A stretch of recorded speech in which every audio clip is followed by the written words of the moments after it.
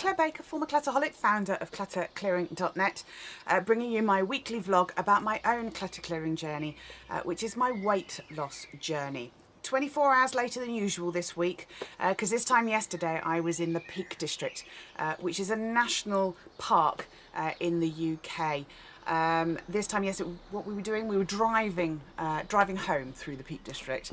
This time, 2 days ago, on Monday, I was climbing a tor. It's like a hill, doing a 3-mile circular walk, which was lovely, really, really lovely. And a good reminder of how far I've come, because this time last year I would not have been able to climb that tor. And I'm always reminded that our fitness is not about how much exercise you can do, it's about how long it takes you to recover. And when I got to the top of the tor, it literally only took me a couple of minutes for me to get my breath back. I was out of puff getting up, but it didn't take me long to recover at all at the top, and that felt really good. It was kind of a practical reminder of, you know, the time I spend at the gym, the effort I've made in losing the weight has a very practical application, so to speak, a very practical benefit. And it makes it all worthwhile. The views from the top of this tor were really spectacular. We had a clear day, which was great. So yeah, that was great.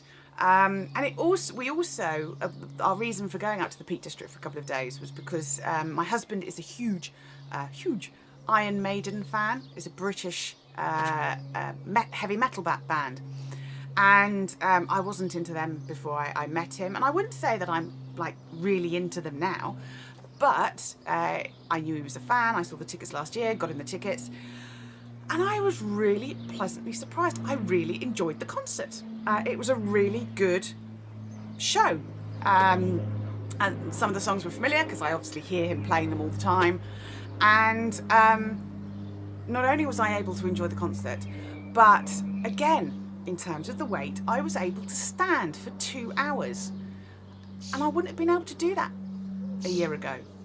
So again, at a practical level, I was able to do something and enjoy something that would have been physically uncomfortable a year ago.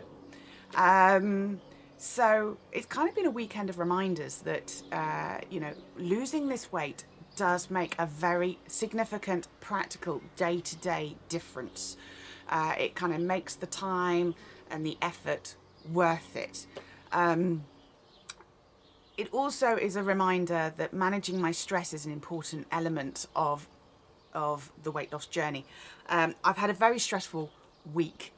There's been things going on which have culminated in a day-to-day stress that my husband and I have had, often there subconsciously as well, for the last 9 years, has finally gone. As of 6:15 this morning, something happened at 6:15 this morning, which meant that a day-to-day stress and a worry, a problem that we never thought that we were going to be able to solve, got solved. And I am still in that almost afterglow of the stress evaporating. It's gone. And one chapter of our lives has very much closed as of 6:15 this morning, which is great. And a new chapter is starting, and it's a really exciting chapter. And it's free of the stress that we've had for the last 9 years. And it kind of renews me with new hope, positivity, feeling like I can properly move forward with things. And I have no doubt that the impact of this on the rest of my weight loss journey and being able to maintain my weight loss thereafter is huge, huge. Even just at a practical level, for example, I'm going to be able to order a freezer full of food. We did this last year, but we weren't able to stock it up again. And so just being able to go to the freezer, take out some food, that's what we're having tonight. Rather than having to think, right, what are we going to have? Okay, got to go to the supermarket.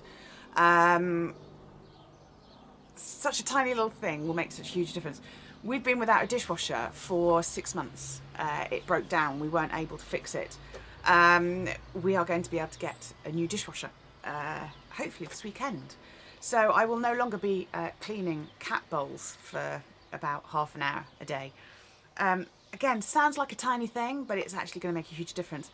I've been able to order some new clothes in the size down, which again is really good. I had completely underestimated the significance, the importance, the value of having clothes in the wardrobe that fit and inspire the weight loss. I've ordered clothes that are a size 14.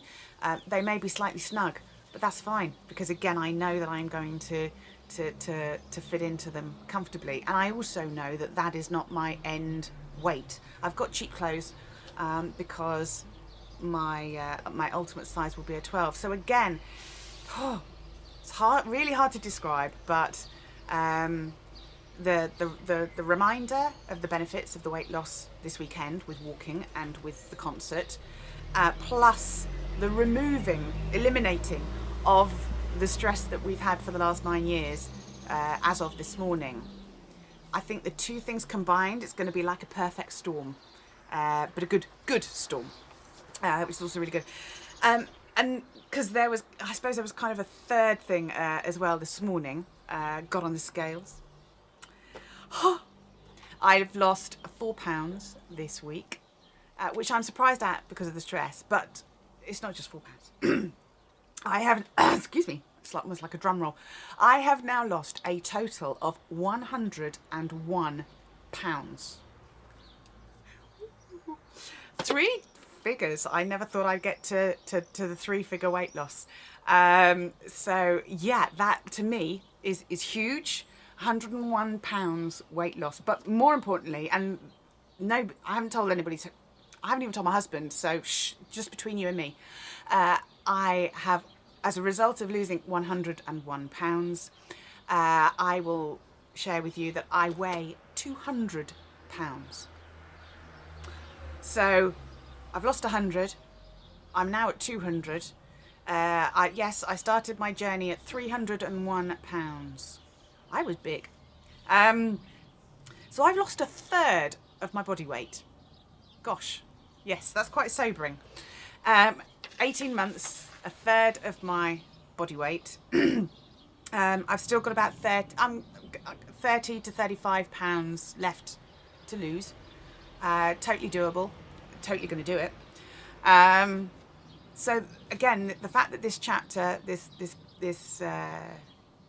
difficult chapter of my husband and my life is closed. I feel that that's kind of given an energy surge, a motivation surge, one less thing to have to deal with on a daily basis. Therefore, more time, more energy, more focus on completing my weight loss journey. Now, because I've reached the 101 pound weight loss mark, I wanted to share with you some of the things that I kind of reflected on over the last week. So I've got the benefits, things I've learnt, things that have changed my life, and things I'm looking forward to in the future. So the benefits of losing 100 pounds in weight, or 101. I've lost 4 dress sizes. 4 dress sizes. I've got more energy. I've got more brain focus. I feel more productive at work. I have more productive time, approximately 14 hours a week, to achieve my other goals in my life. What do I mean by that? Well, I've lost the weight. I've got a better sleep pattern. I'm waking up naturally 2 to 3 hours a day earlier than I used to. So it's that extra time that I have in the morning. I'm more body confident. I don't actually avoid photographs now. I used to. I actually like shopping for and looking for clothes. Never used to. I always used to just go something baggy, something that will hide. Of course, it never did hide. It just looked like a tent. I'm finally able to let go of my fat clothes, as I know I'm never going back there. So again, when I used to have fluctuating weight before. I would keep the large clothes just in case. Don't do that anymore. They go off the conveyor belt. I love going to the gym and I miss it when I don't go. Who knew? And I'm also now teetotal by choice, which means that I actually enjoy social events more. Funnily enough, this weekend, was it Monday? Yeah, Monday. I did actually have a glass of red wine before we went to the Iron Maiden concert. Didn't enjoy it. And at the bar, I was actually thinking, you know what, I'm really quite happy with just my sparkling water. And then I thought, no, we are celebrating. I'll have a glass of wine. Didn't enjoy it. I won't have it again. So 100% teetotal now. Things that I've learned. I've got 19 things that I've learned. I can do it. I believe I will do it. Meaningful, lasting success requires change, and change is scary. Anything worth achieving in life takes time, but if you're persistent and consistent, you'll get there.